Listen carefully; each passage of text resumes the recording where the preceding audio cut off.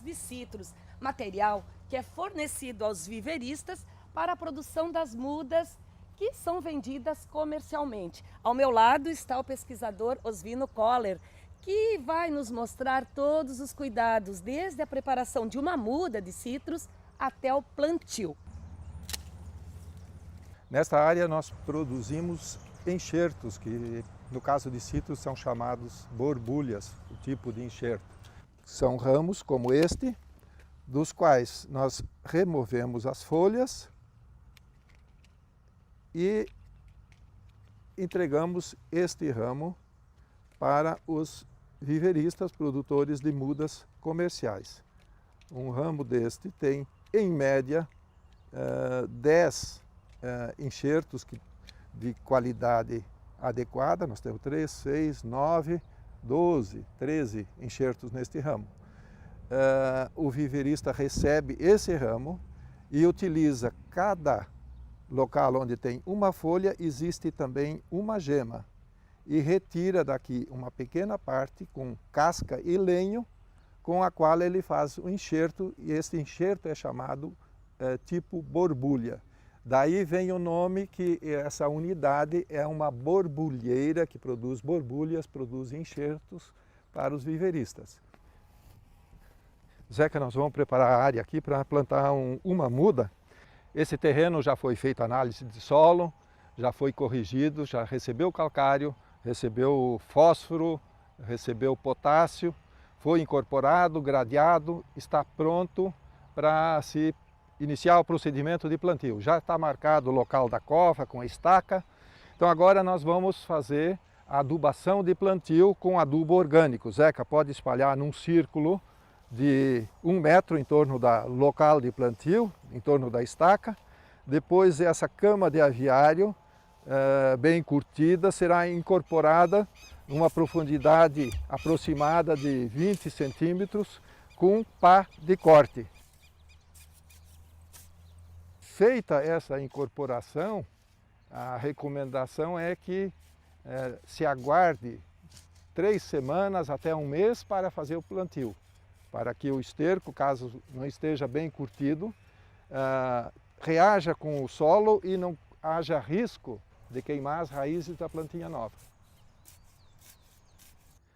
3 semanas depois de incorporada a cama de aviário, volta-se para realizar o plantio.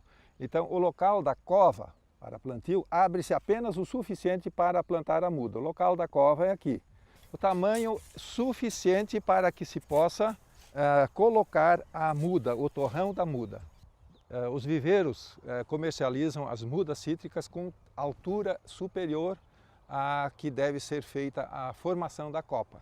Então, há necessidade de se fazer uma poda em torno de 50 a 55 centímetros a partir do chão, para que na parte superior se forme a copa, os novos ramos. Então nós vamos podar essa muda aqui para que ela possa depois brotar e formar a copa, como veremos depois. Então no torrão a muda costuma produzir raízes que se diz enoveladas, no fundo da embalagem, no fundo do saco. Zeca pode ir cortando e essas raízes precisam ser retiradas antes do plantio, como é feito com a faca aqui, como pode ser visto, pode separar aqui, nós veremos que no fundo do saco existe uma camada de raízes que não deve ser plantada junto com a muda, tem que ser removida, porque essas raízes vão prejudicar o desenvolvimento da planta.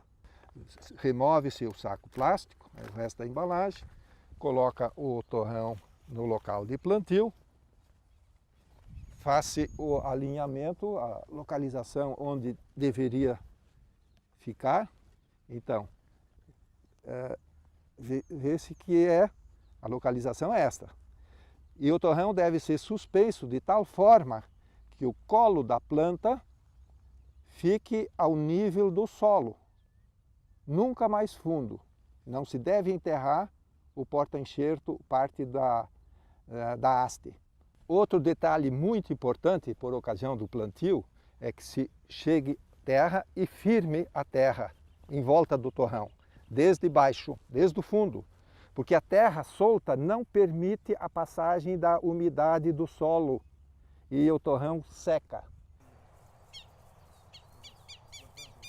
O plantio dessa planta já está concluído, ela está plantada, não está enterrada, podada com altura de 50 a 55 centímetros para que a brotação permita a formação da copa da nova árvore.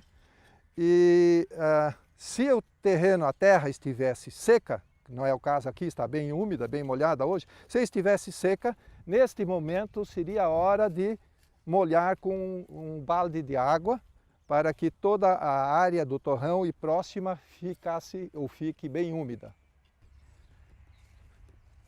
Um problema muito sério nos pomares novos de citros são as formigas cortadeiras e saúvas.